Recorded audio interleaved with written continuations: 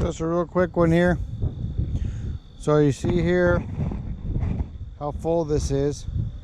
So you have bees on every frame. So this is when you want to add a deep or a super. Right here we have our super, or a deep, sorry. I run 2 deeps here in Texas. I ran them in Alaska too. I just figure more bees, more honey. You don't take any honey from the deeps. And just be gentle as possible. I mean, inevitably you're going to crush 1 or 2, unfortunately, but that's it. That's all you got to do. And then, before you close the box, so what I like to do is you smush them over, all the way over, so you can't smush anymore. Make sure I'm getting all this in frame here. Smush it all the way over, put my fingertip in, smush it back.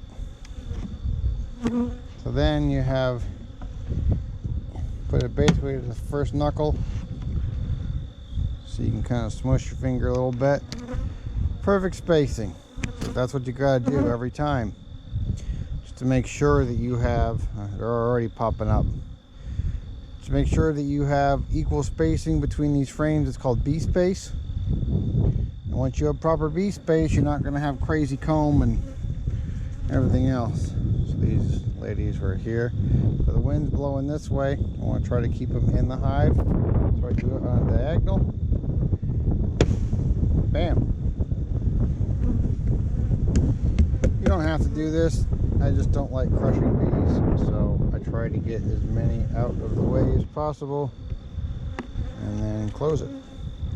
So there you are, adding a deep.